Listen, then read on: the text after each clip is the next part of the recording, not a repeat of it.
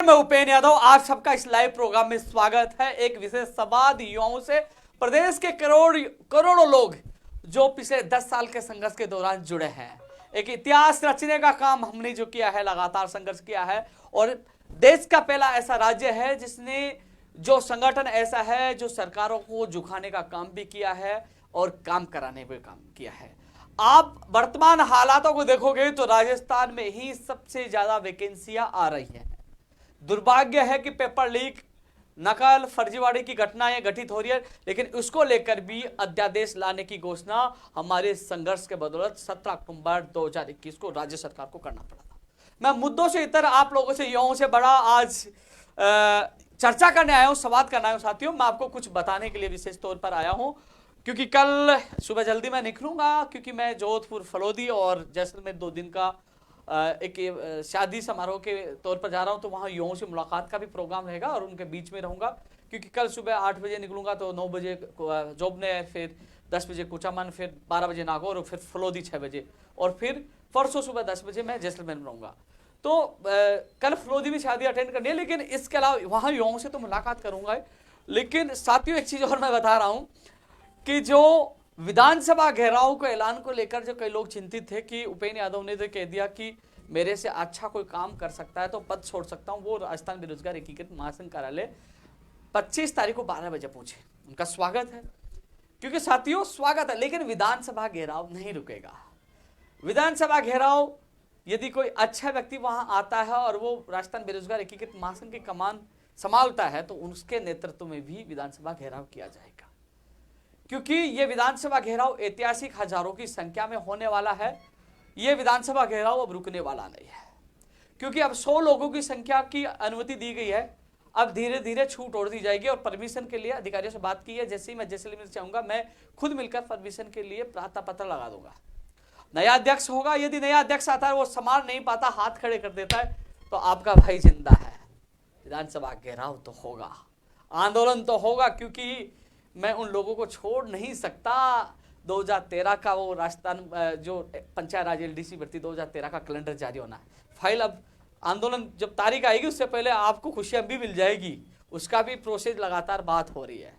लेकिन चाहे वो और कोई सी भी भर्ती हो, रीट में 50,000 का जो लगातार पदों की मांग चल रही है। साथियों, मैं इस पर भी चर्चा करूंगा, क्योंकि विधानसभा घेराव राजस्थान बेरोजगार एकीकृत महासंघ करेगा, पूरी कार्यकारिणी भी है। और इसमें क्योंकि इस संगठन के प्रदेश अध्यक्ष के साथ मैं संरक्षक भी हूं, क्योंकि इस संगठन को खून पसीने से खींचकर बनाने वाला पहला व्यक्ति मैं ही हूं। तो इसमें नया अध्यक्ष जो भी आए, जो भी बनेगा, उसका स्वागत है। उसके साथ मैं पूरी ताकत के साथ खड़ा रहूंगा। जो विधानसभा घेराव होगा और जो मांगे हैं उनके लिए लड़ाई अंतिम क्षण तक लड़ेंगे। लोग ये सोच रहे हैं कि उपेंद्र यादव तो टेंशन में होगा, उपेंद्र यादव टेंशन नहीं करता। कई सोच रहे थे कि मैदान छोड़ के भाग गया। अरे उपेंद्र यादव तो मैदान पे बड़े बड़े लोगों के छक्के छुड़ाने का काम किया है।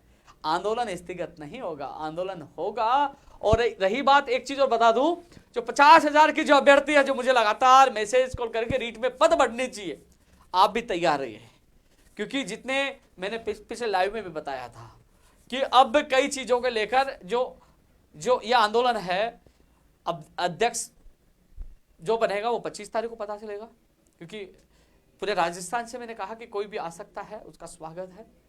एक चीज और बता दूं, जैसे कांग्रेस, बीजेपी, आरएलपी, अलग अलग, बसपा, सपा, जो अलग अलग पार्टी होती है, लेकिन सत्ता में वही आती है जिसका नेतृत्व और जो पार्टी में दम हो।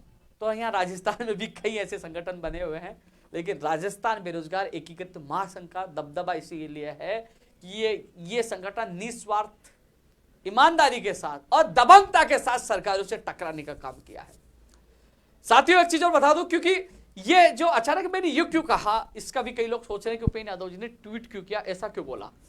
क्योंकि साथियों, मैं सीएमओ में बैठा था, तो मुझे सीएमओ में जब अधिकारियों ने मुझे कहा कि कुछ लोग ये कहते हैं कि राजस्थान बेरोजगार एकीकृत महासंघ के सीएमओ सुनता है, उनकी ही मांगों को प्रायोरिटी पे रखते हैं, उनके ही लिए काम करते हैं, हमारे लिए सुनते नहीं है, और भी संघ है, वो संघ है। मैंने कहा भैया आप आ जाइए, आपको संभाला दीजिए, आप आ जाइए, आप संभाल लीजिए, आप कर लीजिए। फिर दम होना चाहिए, कलेजा होना चाहिए, लड़ने की ताकत होनी चाहिए। संगठन के नेतृत्व करने की क्षमता भी होनी चाहिए। दूसरा सवाल, सरकार की तरफ से मुझे कई बार कई नेताओं ने, कई अधिकारियों मुझे मैसेज दिए कि अधिकारी, सरकार ये कह रही कि उपेंद्र यादव बेरोजगारों को गुमराह करके भड़काकर सड़कों पर लाकर राजनीति कर रहा है क्योंकि बेरोजगार गुमराह हो जाते हैं। तो मैंने कहा कि चलो ठीक है, मैं तो छोड़ने के लिए तैयार हूं, नया अध्यक्ष आ जाएगा उनको दे दूंगा कमान। मैं गुमराह करता हूं तो मैं गुमराह करता हूं, मैं बेरोजगार को भड़काता हूं। बेरोजगार गुमराह नहीं हो तो बेरोजगार अपनी मांगों के लिए आते हैं। जैसे रीट 50,000 के लोग सड़क पे उतरे हुए हैं, पंचायत राज एजेंसी, नर्सिंग भर्ती 2013, तमाम रीट 2018, ये लोग अपनी मांगों के लिए उतरे हैं। स्टेनोग्राफर पद बढ़ाने की मांग कर रहे हैं, संगणक में पद बढ़ाने की मांग कर रहे हैं, लैब टेक्नीशियन में पद बढ़ाने की मांग कर रहे हैं। ये लोग अपने अधिकारों के लिए ये सड़कों पर उतर रहे हैं, अपनी मांग रख रहे हैं। और साथियों, आप सबको मैं बताना चाहूंगा, देश का पहला ऐसा राज्य है जिसमें आप तुलना कर ले लो अन्य राज्यों की, आप उठा के देख ली कितनी भर्तियां हैं और इसमें हमारे संघर्ष के बदौलत कितनी भर्तियां आ रही हैं और कितनी आने वाली है।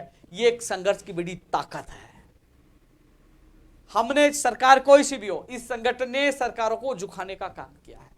लेकिन यह जरूर है कि मैं भगवान तो हो नहीं कि 100% सबको संतुष्ट कर पाऊं। कई तकनीकी या लीगल प्रॉब्लम के कारण कई काम नहीं हो पाते हैं। उपेंद्र यादव ने तो उनका काम करा दिया, हमारा नहीं करवाया, इसलिए उपेंद्र यादव मुर्दाबाद। लेकिन कभी उन्होंने ये नहीं सोचा, इस व्यक्ति ने दिन रात मेहनत करके पूरी ताकत लगा के कोशिश की थी, परिवार को छोड़कर 10 साल से दूर रहकर। अभी मेरे दोस्त ने बताया ने कि एक व्यक्ति व्हाट्सएप पे कमेंट कर रहा था कि क्रेटा गाड़ी है, वो गाड़ी है। तो महोदय जी, मैं आपको बताऊं, मैंने कभी युवा बेरोजगार को बताने की कोशिश नहीं की, मैं आपको बताऊं, शायद बता भी दिया होगा। मेरे खिलाफ मुकदमा दर्ज करके मुझे खत्म करने की कोशिश सरकार के द्वारा की जा रही है। आर्थिक हालात इतने गंभीर थे। 2012 जब मैं संगठन बनाया था, उस समय एंडेवर गाड़ी मेरे पास हुआ करती थी, जो शिक्षक भर्ती 2013 का मामला है, सुप्रीम कोर्ट में केस लड़ा और वो गाड़ी गिरी हुई रखी। आज तक उस गाड़ी को मैं छुड़ा नहीं पाया।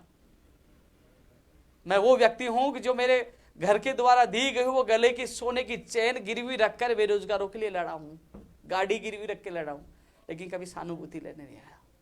ये चीजें इसलिए बता रहा हूं जो क्रेटा की बात करता है। मेरे पास तो लाइट वाली गाड़ी भी, मतलब लाइट से मैं चार्ज करके जाता हूं। ईमानदारी से लड़ाई लड़ रहा हूं। सरकारें भी पूरी जांच करवाती है, सरकारें भी पुलिस घर तक भेजती है और एक एक चीज का पता कराती है कि हाँ कोई गड़बड़ तो नहीं कर रहा, गड़बड़ मिले तो जेल में डाले और बदनाम कर दे। लेकिन यहां तक पहुंचा हूं ईमानदारी और सच्चाई और दबंगता की वजह से। और रही बात, डरता तो किसी के बाप से नहीं है, डायलॉग तो आपको पता है ही। डरता हूं क्या किसी से? अरे रीट वालों से कमेंट मत करो, विधानसभा घेराव की तैयारी करो, इस बार कुछ अच्छा होगा आपके लिए।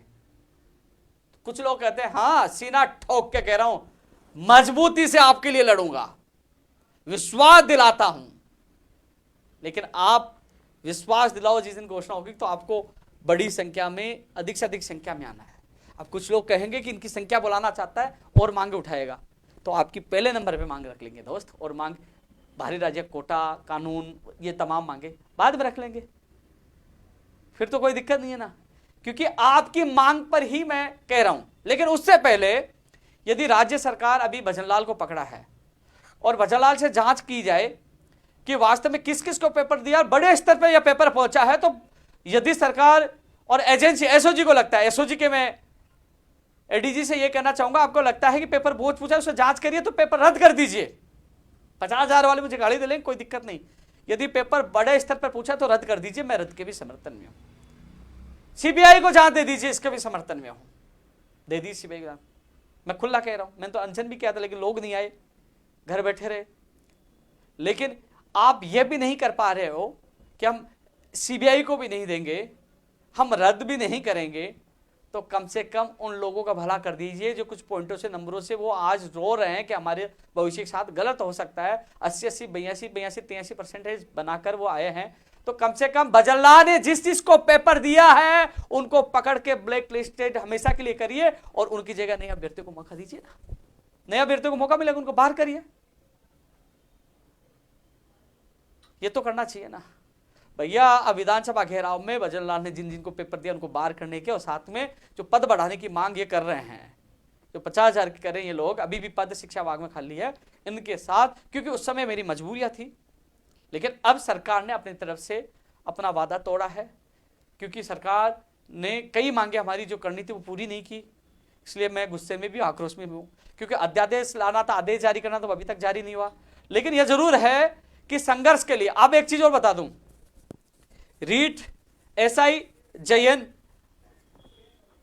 इन भर्तियों के लिए, सीबीआई के लिए जांच के लिए पहले भी कुछ लोगों ने अनशन किया था, अभी भी अनशन जारी है। मैं राज्य सरकार से निवेदन करूंगा कि मामलों को संज्ञान में लेकर अनशनकारियों से बात करके उनके जीवन को बचाया जाए। लेकिन अलग अलग संगठन अलग अलग मांग कर रहे हैं, मेरी उनकी मांगों को पूरा समर्थन है, लेकिन राज्य सरकार, जो हमने अनशन किया, महेश जोशी जी आए, उन्होंने घोषणा कर दी गैर जमानती कानून की, क्योंकि रीट और एसआई की, सीबीआई की जांच की मांग चली है, मैंने भी समर्थन किया, लेकिन रीट और एसआई की मांग पूरी नहीं होगी तो कुछ लोग आएंगे कि भैया हमारे कानून की मांग सरकार ने मान ली है। तो मैं आपको बता दूं, 17 अक्टूबर 2021 को सरकार ने घोषणा कर दी थी, और उसके बाद 18 अक्टूबर को मुख्य सचेतक मंत्री लेवल जो महेश जोशी जी एसएमएस में पूछकर, उन्होंने पढ़कर खुद ने कहा था हमने राजस्थान बेरोजगार एकीकृत महासंघ की मांग मान ली, गैर जमानती कानून लाने की, कानून का अध्यादेश भी आएगा। विधानसभा घेराव के दौरान कहा था कि हम अध्यादेश लेके आ रहे हैं, अब विधानसभा घेराव क्यों कर रहे हैं, लेकिन मैं उसमें संशोधन चाहता हूं, 10 से 20 साल या उम्र कैद की सजा का प्रावधान हो, और जो अपराधी हैं उनकी संपत्ति जब्त किए जाए, यह मैं मांग कर रहा हूं, इसमें संशोधन चाहता हूं। फर्जी डिग्री, डिप्लोमा और दिव्यांग सर्टिफिकेट को तो शामिल करने की बात पर उन्होंने सहमति दे दी है, लेकिन यह संशोधन चाहता हूं मैं। बाहर राज्य का कोटा कम हो, राजस्थान के बेरोजगार को प्राथमिकता दी जाए, यह मैं चाहता हूं। रीट में जो 50,000 की मांग करें उन अभ्यर्थियों की, आप 50 नहीं तो 45 कर दीजिए, लेकिन पदों की संख्या बढ़ाई, यह मैं चाहता हूं। अब रीट 2018 का 25 तारीख को मामला निस्तारण करो, यह चाहता हूं मैं। नर्सिंग भर्ती 2013 के हाईकोर्ट में जवाब दो, यह मैं चाहता हूं। साथियों, टेक्निकल हेल्पर भर्ती में एक समस्या आई, उस समस्या का निस्तारण हमने करवा दिया है, सबको पता है। साथियों, ये चीज युवा साथियों, हालांकि युवा साथियों का हमेशा प्यार और मान सम्मान मुझे हमेशा मिलता रहा है। रीट वाले 50,000 वाले कमेंट कर रहे हैं, मैं आपको पुनः बता दूं, मैंने कह दिया है आप तैयारियां शुरू कर दो, इस बार बुछाल आएगा, और विश्वास दिलाता हूं पद तो बढ़ेंगे, चाहे मेरा खून बहे, कह रहा हूं मैं, इस बार पीछे नहीं हटूंगा, तैयार रहना। मैं परमिशन आके है 24-25 को आके मीटिंग के बाद, वहां के बाद मैं मेरे साथियों के साथ जो कार्यकारिणी सदस्य जो भी है, नया अध्यक्ष बने जो भी है, वो परमिशन के लिए एप्लीकेशन मैं उनके साथ जाऊंगा, परमिशन लेकर आगे की प्रक्रिया शुरू करेंगे। तो आप चिंता मत करो, खुला बोल रहा हूं ना, पहले तो मैं ट्वीट कर रहा था, मैंने मजबूरी बताई दी, अब मजबूरी नहीं, अब तो लड़ने का ऐलान कर दिया, और अच्छा काम कर रहे हो, क्योंकि सरकार सीबीआई की जांच करवाए, और सीबीआई की जांच नहीं करा रही है। मान लो, मुझे पता है कि हमने पूरी कोशिश की, उस समय तो दीपावली दशहरा हमने बनाया, हमारे साथ संख्या भी 300-400 लोग बैठे रहे, तभी भी सरकार ने हमारी मांग नहीं मानी, जबकि 300-400 लोगों में रीट एसआई का एक भी अभ्यर्थी नहीं था, फिर भी हमने मांग मानी। लास्ट में 6 दिन बाद हमें वो मांग बदलनी पड़ी, क्योंकि लोग नहीं पूछे थे।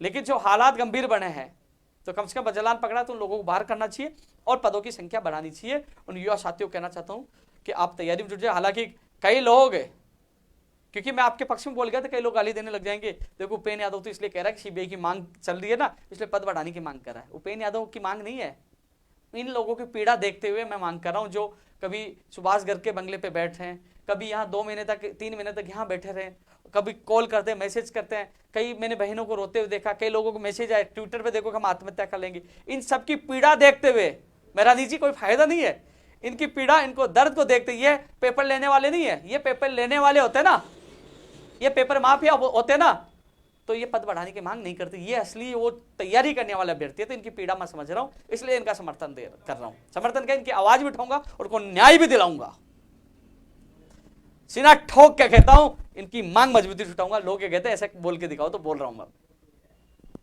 इसके अलावा साथियों, फर्स्ट ग्रेड सेकंड ग्रेड के लिए पहले मंत्री जी से मैंने मुलाकात की और पीके गोयल जी से मैं मुलाकात करके आया। तो पीके गोयल जी ने कहा कि ये देखिए फर्स्ट ग्रेड की वित्त विभाग से फाइल आ गई है मेरे पास ही सामने, मुझे दिखाया। और सेकंड ग्रेड की बोले कि 1-2 दिन पहले आ गई थी, संस्कृत के पदों का वर्गीकरण के लिए थोड़ा सा अटका पड़ा है और हम अगले वीक में निदेशक महोदय जी को भेज देंगे और फिर वो अभ्यर्थना आरपीसी को भेज देंगे। तो कुल मिलाकर साथियों फरवरी मार्च और अप्रैल 3 महीने महत्वपूर्ण है, जिसमें शिक्षा विभाग, चिकित्सा विभाग, अन्य विभाग, चाहे वो कनिष्ठ अनुदेशक हो, चाहे वो सूचना सहायक हो, चाहे जूनियर अकाउंटेंट हो, चाहे प्रोग्रामर की हो, चाहे वो रेडियोग्राफर लैब टेक्नीशियन हो, चाहे वो नर्सिंग भर्ती हो और चाहे वो दंत चिकित्सक हो, नेत्र सहायक हो, कई भर्तियों की विज्ञप्तियां जारी होंगी। आने वाले वीक में पटवारी भर्ती का परिणाम जारी हो जाएगा। मैंने कहा पदों की संख्या बढ़ेगी, वही हुआ ना, लोग कॉपी पेस्ट करे थे, लेकिन मैंने लाइव में आप लोगों को बताया था। ग्राम सेवक में जो पदों की संख्या 1500, कई लोगों ने 1000 बताई थी, मैंने 1500 बताया था, अब वो भी 1500 पे आ गए। वो फाइल वित्त विभाग में गई हुई है और कोशिश करके वहां से स्वीकृति दिलाकर मैं कोशिश करूंगा यहां भिजवाने की, जिससे वो जुड़ सके। वीडियो में नॉर्मलाइजेशन की जो बात कर रहे थे, उनके कमेटी, अधीनस्थ बोर्ड की कमेटी पहले से बनाई हुई है, वो कमेटी निर्णय लेती है कि वास्तव में नॉर्मलाइजेशन करना है तो वो करेगी, उन्होंने ये कहा है। पीटीआई का परिणाम आने वाले वीक में आ रहा है। कंप्यूटर अनुदेशक भर्ती की विज्ञप्ति भी भगवान ने चाहे तो आने वाले वीक में जारी हो जाएगी। JN डिग्री का परिणाम भी इस महीने के लिए उन्होंने कहा है, इंतजार करो, ये वीक भी आपके लिए खुशखबरी लेके आए, लगातार आप लोगों के लिए प्रयास करो। अब जो भर्ती परीक्षाओं का कैलेंडर, 11 से 12 भर्ती परीक्षाओं का कैलेंडर, जिसमें परीक्षा तिथि का संभावित महीना जारी होगा। कंप्यूटर अनुदेशक, प्रयोगशाला सहायक है, TRA भी हो सकती है, TRA के लिए मैं प्रयास कर रहा हूं कि TRA की परीक्षा तिथि जारी की, उसकी विज्ञप्ति जारी हो। पशुधन सहायक भी है। इसके अलावा और जो भर्तियां हैं, चाहे वो कॉलेज में जो प्रयोगशाला सहायक 480 पदों के करीब वो भी है, और APRO की दोबारा आएगी। ग्राम सेवक की भी 15 तारीख के बाद मैंने बताया था। तो ये 11 से 12 भर्ती परीक्षाओं की तिथि का कैलेंडर आने वाले वीक में वो भी जारी हो सकता है, क्योंकि लगातार हम मांग कर रहे थे। लोग कह रहे क्या, प्रयास का फल है, वो दिख जाएगा आपको। कंप्यूटर भर्ती पूरे देश को पता है संविदा पे निकाले थे, हमने कहा संविदा पे नहीं, हमें स्थायी भर्ती चाहिए, और स्थायी भर्ती आ रही है और उसकी विज्ञप्ति भी जारी हो रही है। टेक्निकल हेल्पर भर्ती के लिए मना किया था, उसको निकलवा रहे हैं, और इसमें जो सिलेबस की गड़बड़ी हुई वो माननीय मंत्री, ऊर्जा मंत्री बहुर सिंह भाटी जी का धन्यवाद, उन्होंने पीड़ा सुनी, अधिकारी से मीटिंग करवा के समस्या का हल करवा दिया। इस वजह से थोड़ा सा लेट हो गया और उसमें जल्द ही उसकी विज्ञप्ति भी जारी होगी। मैं ट्वीट करके आपकी बात यही कहूंगा कि विज्ञप्ति आज जारी हो रही है, तो उसकी विज्ञप्ति भी जल्द जारी होगी, क्योंकि वो थोड़ा संशोधन हो रहा है, वो भी छात्र हित में, जो नहीं होना चाहिए था, इतनी जल्दी नहीं होना चाहिए था। अरे भाई, जो काम अटक गया था, लोग रो रहे थे कि भैया हम तो कई महीनों से तैयारी कर रहे हैं, साल से तैयारी कर रहे हैं, वो टेक्निकल तो है ही नहीं, नॉन टेक्निकल दे दिया, हम कहां जाएंगे। और उनकी पीड़ा एक दिन में चुटकी से उनके सामने उनके प्रतिनिधि मंडल को ले जाकर समस्या का निस्तारण कर दिया, उसकी विज्ञप्ति भी आएगी, जल्दारी हो। अरे जो तमाम भर्तियां हैं, कैलेंडर भी जारी होगा, परिणाम भी जारी होगा। फर्स्ट ग्रेड सेकंड ग्रेड के लिए जो मैं बता रहा हूँ, फरवरी की जो प्रक्रिया है वो आप लोगों के लिए शुरू हो जाएगी, अभ्यर्थना भिजवा दी जाएगी आरपीएससी को। और सेकंड ग्रेड 2016 की वेटिंग सूची के मामले में बात हुई थी, जो परीक्षा सेल है, वहाँ कुछ लोग कोरोना आ गए, इसलिए थोड़ा समय लग रहा है, लेकिन वो कह रहे हैं कि हमारा कार्य लगातार जारी है, सरकार की तरफ से इस संबंध में चिट्ठी भी आ चुकी है। वैसे ये मौखिक चर्चा करनी थी, लेकिन भर्तियों के इसलिए कि कई लोगों के सवाल आ रहे हैं, वो रुकेंगे नहीं, उनको तो केवल उनकी भर्तियों के जवाब चाहिए। साथियों, देश का पहला ऐसा राज्य है कि सबसे ज्यादा संघर्ष के बदौलत भर्तियां करवाई है। अभी भी वर्तमान में सबसे ज्यादा भर्तियां ये भी संघर्ष के बदौलत। कई वो मुझे मध्य प्रदेश, उत्तर प्रदेश, सब जगह से फोन आते हैं कि भैया हमारा साथ देने आओ, क्योंकि ऐसा मजबूत संगठन पूरे देश में पहला ऐसा संगठन है। तो साथियों, अब मैं क्या कि आज मैं आप लोगों के बीच में लाइव इसलिए आया था कि 25 तारीख का, क्योंकि थोड़ा सा मुझे इसलिए थोड़ा बुरा लग गया था कि जो कह रहे थे कि आप सरकार के जो कह रहे हैं कि आप गुमराह करते हो बेरोजगारों को, आप प्री प्लानिंग ये करते हो, सरकार को बदनाम करने की कोशिश करते हो, सड़कों पर लेके आते हो, आंदोलन आप कराते हो। मैंने कहा चलो मैं छोड़ देता हूँ, नया अध्यक्ष आ जाएगा। बेरोजगार मेरे छोड़ने के बावजूद भी कौन से आंदोलन बंद हो जाएंगे, लोग तो करेंगे अपनी मांगों के लिए। और ये छछुंदर जो कमेंट करने से मेरा फर्क नहीं पड़ता, डरने वाला थोड़ी हो यार, डरता तो 10 साल तक यहाँ रहता क्या, लड़ा जो सरकारों से नहीं डरा, छछुंदर से थोड़ी डरूंगा, क्योंकि वो पूरी कोशिश करते हैं, लेकिन उनकी कोशिश नाकामयाब मेरे प्रदेश के युवा बेरोजगार कर देते हैं। क्योंकि आप लोगों का साथ, आप लोगों का प्यार और मान सम्मान मेरी ताकत है। इसलिए साथियों अध्यादेश भी आएगा, कानून में संशोधन के लिए मैं ताकत लगा रहा हूं। किसी कानून की घोषणा कराने वाला उपेंद्र यादव था। मेरे लाइव उठा के देखना, जब मैंने घोषणा की थी, मैंने मांग की थी कैसा कानून आना चाहिए, उसके बाद हरियाणा में उसकी आवाज गूंजी और हरियाणा ने लागू करने की पहल की। जो 5 ऑप्शन की बात की कि हमारी सीट में जो खाली छोड़ के आ जाते उनका अनिवार्य कोई 5वां ऑप्शन हर भर्ती परीक्षा में होना चाहिए, वो हरियाणा लागू करनी जा रही है। इसी स्टूडियो से जब मैंने ये दोनों मांगे उठाई कि राजस्थान में ऐसा होना चाहिए, पता नहीं मेरा लाइव हरियाणा सरकार भी देखती है क्या, मैं आवाज राजस्थान में उठाता हूं और उसको लागू हरियाणा सरकार करने लग जाती है। गैर जमानती कानून लाने की मांग, संपत्ति जब्त करने की मांग मैंने की सबसे पहले, मान्यता रद्द परीक्षा केंद्रों की करने की मांग मैंने की, कर्मचारी को बर्खास्त करने की मांग हमने की, और अभी ये 5वां ऑप्शन की, ये सारी चीजें कॉपी होती जा रही, लेकिन राजस्थान में लागू नहीं हो रही। इसके लिए संघर्ष हम कर रहे हैं। विधानसभा घेराव की तिथि जल्द घोषणा कर दी जाएगी। लंबित जो भर्तियां हैं, जब पंचायत राज एलडीसी भर्ती 2013 के जो भर्तियां, घबराओ मत, खुशी आपके करीब है, मैं इसके पीछे पड़ा हूं। मुझे पता है कि किस कारण से लेट हुआ, लेकिन थोड़ा संयम, क्योंकि मुझे ये कह रहे हैं कि आप संयम खो देते हो, आप जब चाहो जब आंदोलन कर देते हो, तो संयम मुझे 10 तक खिला के आता, मैं 10 तक और इंतजार कर लेता हूँ। 23 तारीख 24 तारीख बाहर हूँ, 25 तारीख को आते ही मैं मिलूंगा कि भैया अब देख लो कितने दिन, अब संयम नहीं है, अब विधानसभा में कांड होगा तो मुझे मत कहना। मैंने कहा था कि लखनऊ में महाकांड होगा, हुआ था कि नहीं हुआ था? हुआ था ना।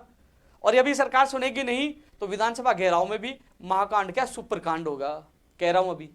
क्योंकि अब एक वो फिल्म का डायलॉग था ना, कौन सा था ना वो, अजय देवगन का डायलॉग था ना, है वो माता क्या डायलॉग देता ना, कि एक अच्छा सा डायलॉग बोलते है ना, तो वो है कि अब सटक गया, माता सटक गया, अब तो मैदान में उतरेंगे तो जंग बड़ी होगी, है अजी माजी क्या, माता सटक ली है, हाँ वो डायलॉग, अब तो सटक लिया भैया, लड़ेंगे। अब मैं कुछ लोगों के कमेंट भी पढ़ लेता हूँ नीचे, है ना।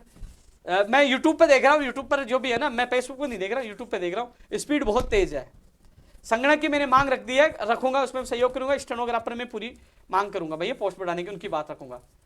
नई रीट भर्ती भैया, नई रीट भर्ती के एग्जाम 14 और 15 मई को होने की कम संभावना है। मैं बता दूं मेरे हिसाब से तो 14 और 15 मई को नई रीट भर्ती के एग्जाम नहीं हो पाएगी, यही अभी तक गुप्त सूत्रों के अनुसार सूचना मिल रही है, संभावना बहुत कम है।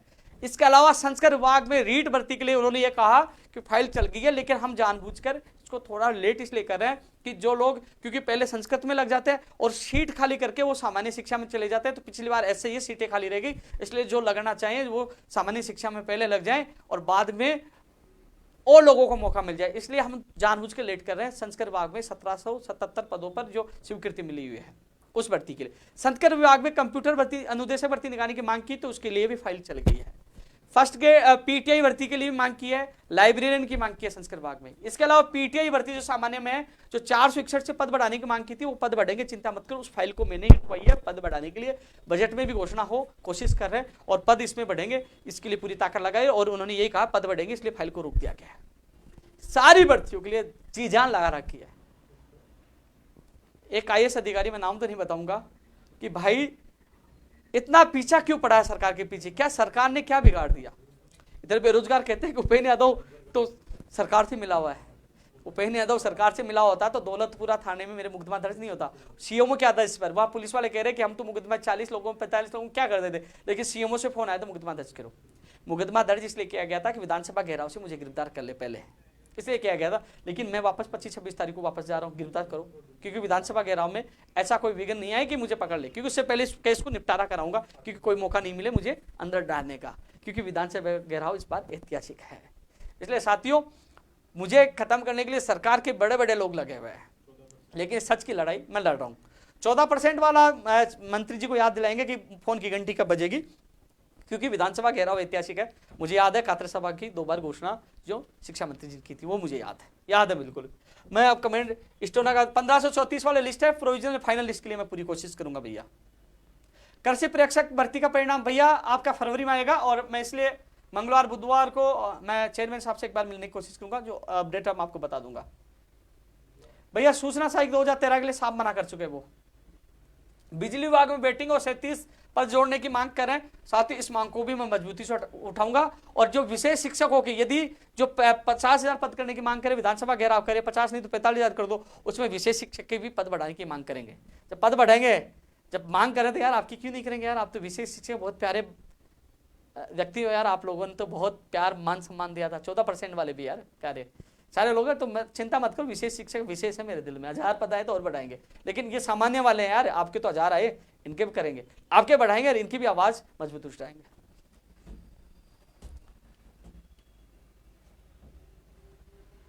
अरे यार स्पीड बहुत तेज है। अदर स्टेट के कोटे के लिए हम घोषणा कर रहे हैं ना, वो घेराव में है वो मामला। जैसलमेर में मैं प्रॉपर ही मिलूंगा भाई, जैसलमेर में 24 तारीख को 10 बजे जैसलमेर प्रॉपर ही मिलूंगा। पहले स्कूल व्याख्याता होनी चाहिए, मेरी भी इच्छा है पहले फर्स्ट ग्रेड होनी चाहिए, और ऐसा ही होगा मुझे लगता है।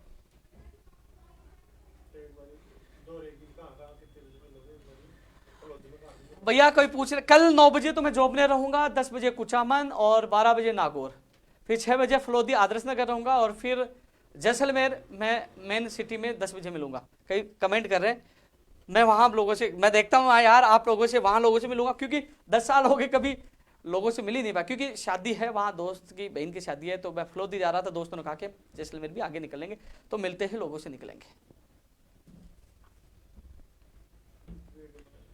हाँ वीडियो का रिजल्ट फरवरी में आएगा भैया। भाई रविंद्र तू भी बोलता रहना, बताते रहना। मैं मंगलवार बुधवार को मिलूंगा वीडियो के लिए, विस्तृत सिलेबस जो टॉपिक जो आप कह रहे हो टॉपिक खोले जाए है ना, आप जो विषय वो तो बता दिया कि अंग्रेजी ये सब आपको लोगों को बताया, लेकिन उसके टॉपिक आने चाहिए ना, खोले जाए, तो मैं इसके लिए मिलूंगा है ना, चिंता मत करो। हो सके तो मुझे मंगलवार को फोन कर लेना, एक व्यक्ति को साथ ले जाकर आपकी समस्या हल कराऊंगा है ना। पंचायती राज जैन भर्ती, पंचायती राज जैन भर्ती के अभ्यर्थी आए थे, उनको मैंने पूरी समस्या बता दी, टेक्निकल प्रॉब्लम आ रही है, कुछ लोग इसके पीछे पड़े हुए हैं, लेकिन चिंता मत करो, 2008 के बाद ये जो भर्ती आ रही है इसकी घोषणा भी करवाई है, तो भर्ती भी लेके आएंगे, चिंता ना करिए, क्योंकि विधानसभा घेराव में ये मुद्दा भी बड़ा होने वाला है। जैनों को नौकरी तो मिलेगी ना। हाँ जो जैन जो थे, मेरी भजनलाल जाटव जी से फोन पे बात हुई थी, जो जिनको पीडब्ल्यू में ज्वाइनिंग जो चयनित अभ्यर्थी है, तो उन्होंने मुझे ये कहा कि उपेंद्र यादव जी मैं 26 जनवरी से पहले उनके ज्वाइनिंग आदेश कर दूंगा। मेरी खुद की फोन पे बात हुई थी, किसी एलडीसी से पूछ के नहीं बता रहा, मंत्री जी से मेरी खुद की फोन से बात हुई थी, आप पता कर लेना जाके।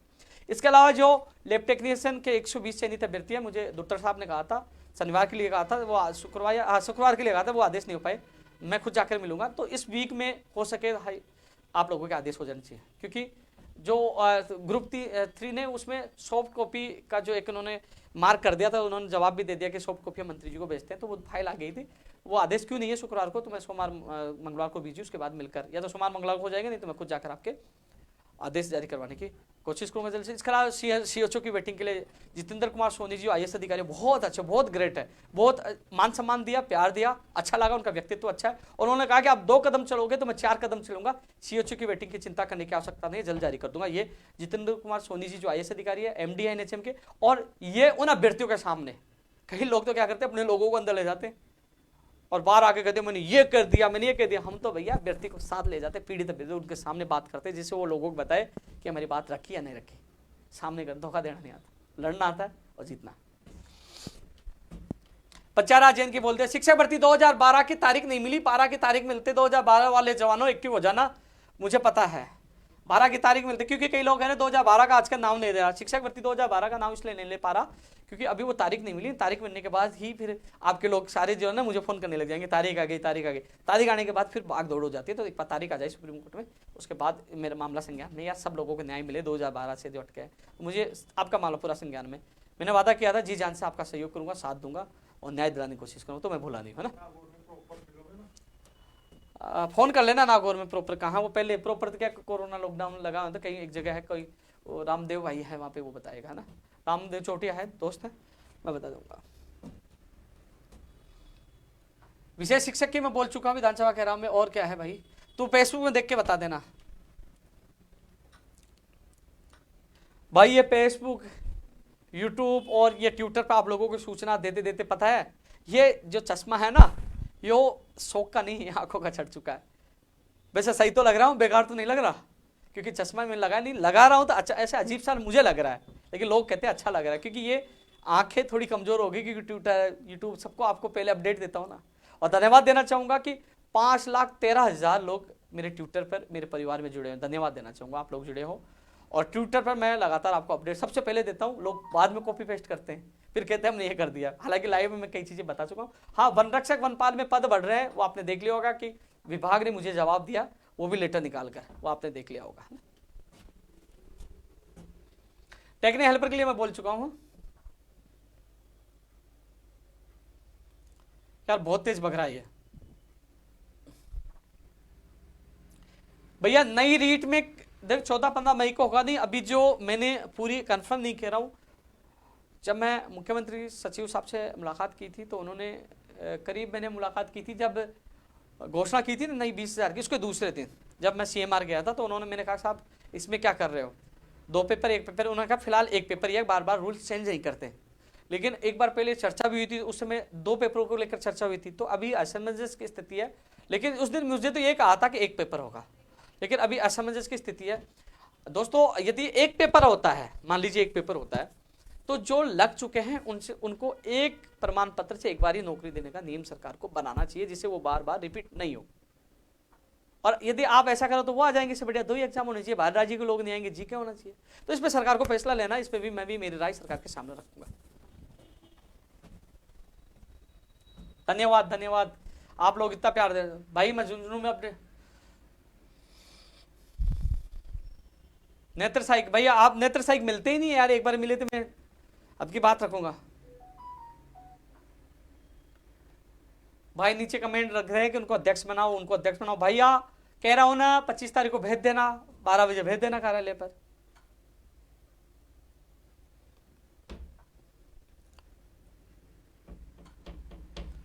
बेरोजगारी इंटर्नशिप का भी मेरे पास मैसेज आ रहा है यार, ये स्पीड से तेज है, मैं मैसेज कम पढ़ पा रहा हूं। कौन सा? हाँ, एक चीज और बता रहा था कि रीट में जो लोगों से गलती होगी, एक जना कह रहा है कि मेल की जगह फीमेल भर गया, एक कह रहा है कि मेरा नाम गलत भर गया, किसी का रोल नंबर गलत भर गए। तो मेरी बात हो चुकी है अधिकारियों से 9 फरवरी के बाद। हालांकि मैं ट्वीट नहीं कर पाया, छोटी छोटी चीज, कई लोगों को फोन आए थे, उनको मैंने फोन पे बता दिया था 4-5 दिन पहले ही। तो उनको आप चिंता मत करो, जिन लोगों कई बार क्या जल्दबाजी में जो मित्र वाला किसी गलती हो ही जाती है, कई लोग पहली बार भर रहे हैं, घबराहट में गलती हो जाती है, तो उनको त्रुटि सुधार के लिए मौका मिलेगा, 100% मिलेगा, आपका भाई दिलाएगा, चिंता मत करो। अधिकारी भी कह रहे देंगे। उर्दू में 1000 पद, कोई दिक्कत नहीं, 32,000 के अलावा उर्दू में 1000 पद हो, हमें कोई दिक्कत नहीं। उर्दू वालों हम आपके साथ हैं भाई। 1000 से ज्यादा 31 विशेष 1000 32,000 के अलावा आप बढ़ाओ तो स्वागत, हम आपके साथ हैं। उर्दू वाले हमारे भाई हैं, बढ़ाइए उनके पद। लेकिन एक चीज मैं बता दूं, उर्दू वालों को बता दूं कि लोग सामान्य और उर्दू वाले, अभी तक एक भी पद नहीं बढ़ाया गया है।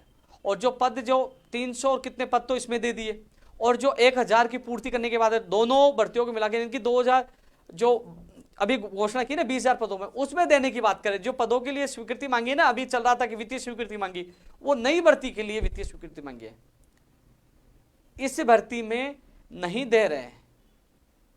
यदि इस भर्ती में 32,000 पदों से बढ़ाकर ये देते हैं, ये 600-700 पद इनके कम पड़ रहे 1000, तो हम खिलाफ नहीं, हम साथ हैं, दे दीजिए। और सामान्य शिक्षा का भी बढ़ा दीजिए, वो तो बढ़ेंगे, इनके बढ़ाने उनके लिए भी लड़ेंगे।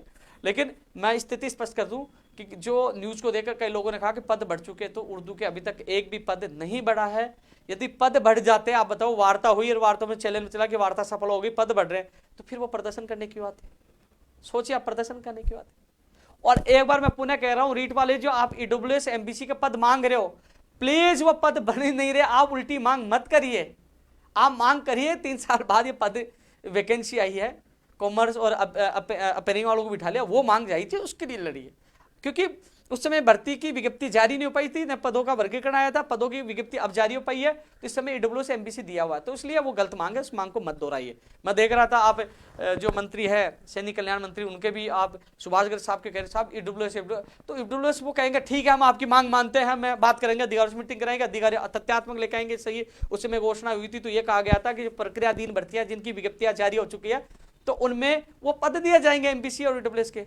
तो उस समय विज्ञप्ति कहां जारी हुई थी? उस समय पात्रता परीक्षा की घोषणा हुई थी, वो पात्रता परीक्षा की घोषणा हुई थी। अब वो पात्रता परीक्षा माध्यमिक शिक्षा बोर्ड करवाता है। और ये विज्ञप्ति बीकानेर के द्वारा पदों की विज्ञप्ति जारी की गई है, जो 31 दिसंबर 2021 को जारी की गई। अब अस्तित्व में भर्ती अब आई है और इस समय आरक्षण ये लागू है। ऐसे में ये मांग वाजिब नहीं है, क्योंकि इससे हमारी जो अब पद बढ़ाने की मांग कर रहे हैं ना, वो मांग भी दब जाएगी।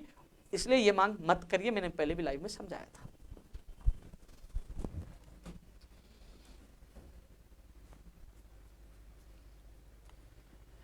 पीटीआई भर्ती में पद बढ़ाने के चक्कर में रुकी पड़ी है।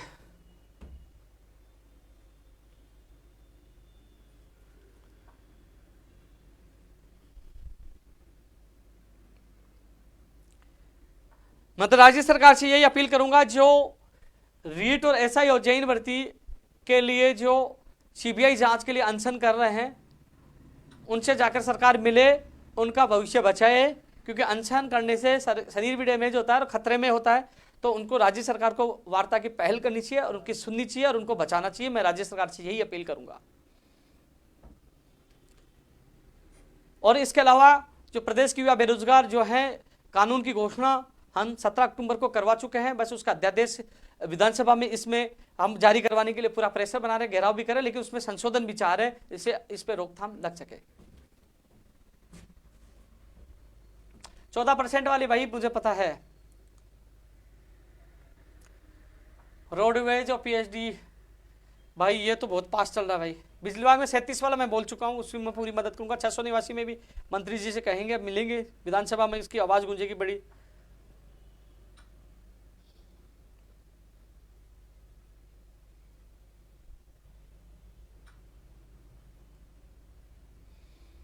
फास्ट चल रहा है, कई कमेंट में पढ़ नहीं पा रहा, कई लोग सोच रहे हैं कि यार हमारे कमेंट को इग्नोर कर रहा है। ये स्पीड से चल रहा है, आप देख सकते हो, बहुत स्पीड से चल रहा है, आपके सामने भी आ रहा होगा। लैब टेक्नीशियन में जो पद, हाँ बिल्कुल उसकी मैं बात रखूंगा ना।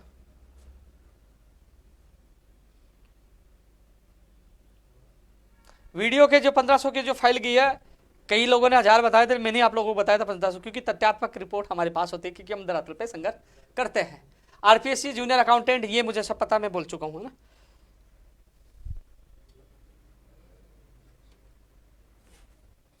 साथियों एक चीज बड़ी मांग है, सोशल मीडिया पे कई कह रहे हैं, कई लोगों के मैसेज मिले हैं कि कमेटी का गठन करने से भर्ती परीक्षाओं पेपर लीक वाला मामला नहीं सूझेगा।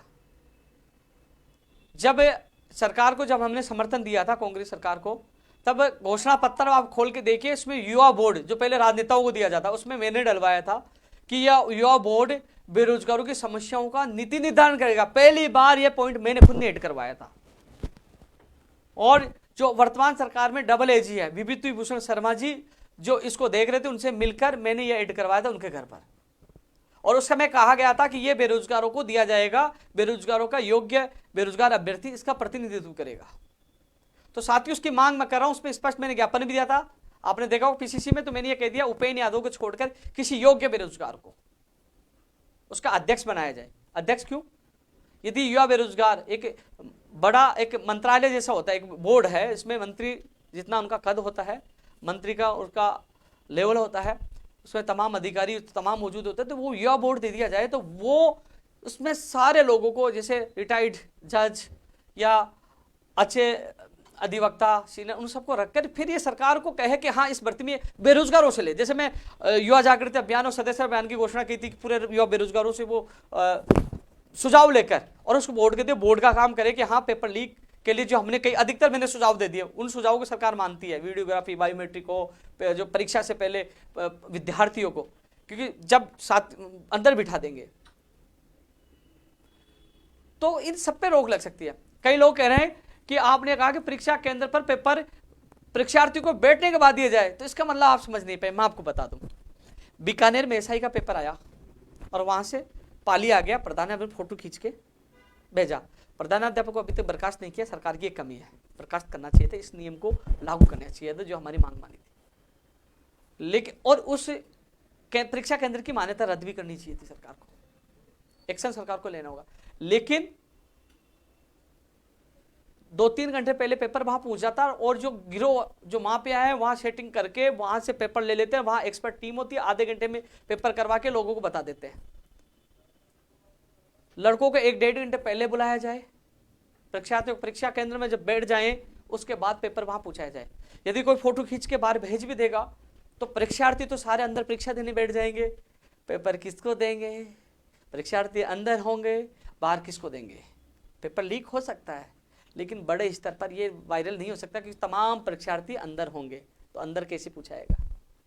वीडियोग्राफी होगी, बायोमेट्री होगी, आई स्कैन, ये सारी चीज लागू किया जाए तो रुक सकती है ना ये मामला।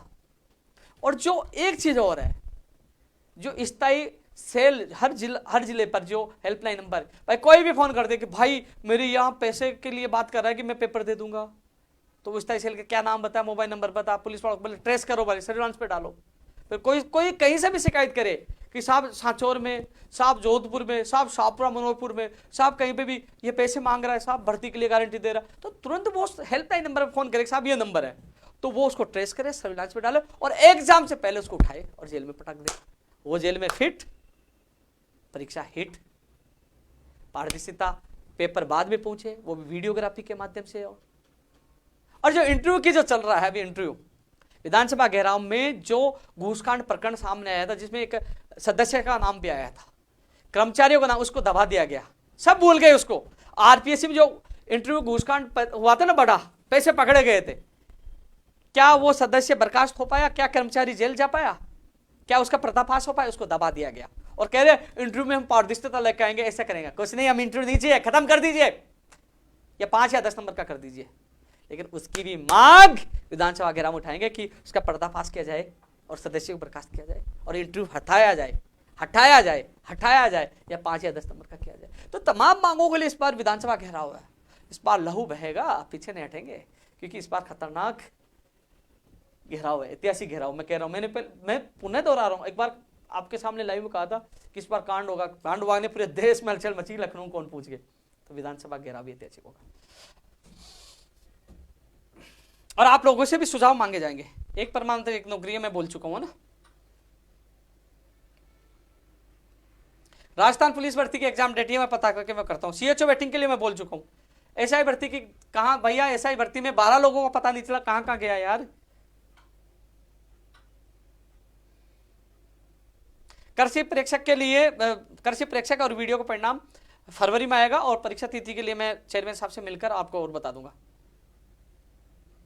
चलो काफी लंबा हो गया है, मैं इतना ही कहना चाहूंगा। 25 तारीख को आप लोगों से मुलाकात करेंगे और इसके अलावा विधानसभा घेराव की तिथि के लिए जल्दी घोषणा कर दी जाएगी और उसकी परमिशन की प्रक्रिया भी जल्द पूरी कर लेंगे।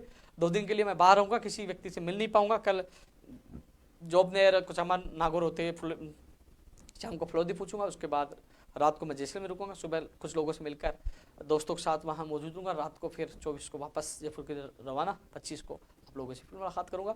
लेकिन ये जरूर है कि कई लोगों के मन में लड्डू फूट रहे थे, लड्डू वो केवल धरे के धरे रह गए, क्योंकि उपेंद्र यादव ना तो डरने वाला है न भागने वाला है, क्योंकि राजस्थान बेरोजगार एकीकृत महासंघ का जो अध्यक्ष उसी व्यक्ति को चुना जाएगा जो ईमानदार हो, अच्छा हो और जो कहे संभाल सके, क्योंकि वहाँ प्रदेश की कार्यकारिणी टीम मौजूद रहेगी और उसको मौका भी दिया जाएगा, संभला भी दिया जाएगा। 25 तारीख को आ सकता है, स्वतंत्र अधिकार है। लेकिन एक चीज़ और बता दूं आपको लोगों को मैं साथियों, क्योंकि ये नहीं कि विधानसभा घेराव होगा, नए अध्यक्ष के रूप में जो आएगा उसके नेतृत्व में होगा, वो हाथ खड़ा कर देगा तो आपका भाई पीछे खड़ा है, रुकेगा नहीं। और किसी के रविंद्र कोई विशेष कमेंट हो तो बता दो यार। अरे तुम लोगों ने बताया नहीं, सही तो लग रहा हूं ना चश्मे में यार, बता तो दो यार। किसी का नहीं आया यार, अरे ऐसे ही कह दो बेकार लग रहे हो। सब अपनी भर्ती का है, स्टेनो रीड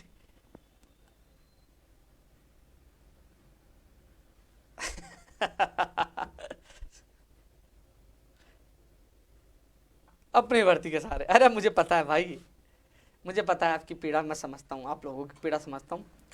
मैं बहुत कुछ बोल चुका हूँ उस लाइव में, काफ़ी लोगों के लिए बोल चुका हूँ और जो भी चीज़ है मैं बता दूंगा आपको, है ना। हाँ सुरेंद्र भाई कह रहा है मस्त है। अब एक दो कोई आई कमेंट रहा है।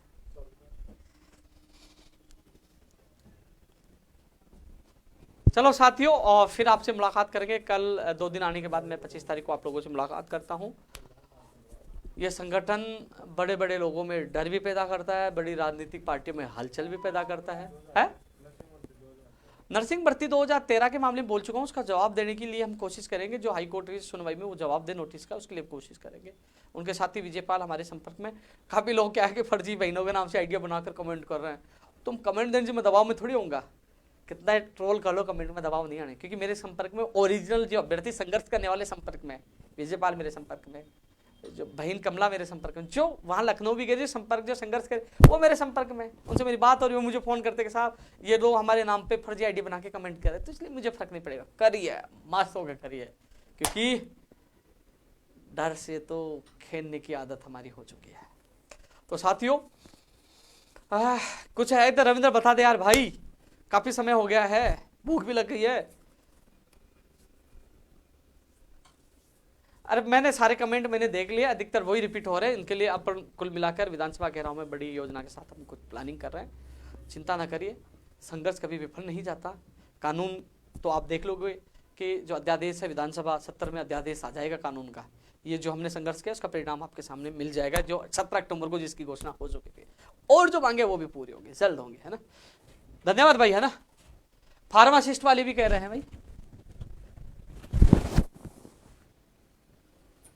धन्यवाद धन्यवाद भाई। भजनलाल का पता नहीं, भजनलाल कहाँ भजन गा रहा है, एसओजी जाने। भजनलाल को पकड़ के पूछे भाई पेपर कहाँ का दिया, कौन से राजनेता का संरक्षण प्राप्त है, कहाँ से लेकर आया, उन सबको भी जेल में डालिए, उनको भी बाहर करिए, जिससे अन्य किसी गरीब बेरोजगार का नंबर आए। साथियों फिर एक और लाइव में आपसे मुलाकात करूंगा, क्योंकि अब 25 तारीख को जो होगा उसके बाद मैं लाइव एक बार फिर आपके बीच में आऊँगा। और ये जरूर है इस बार विधानसभा घेराव जो होगा ऐतिहासिक होगा, दमदार होगा, उसके परिणाम भी आपके सामने होंगे। जय हिंद, जय भारत।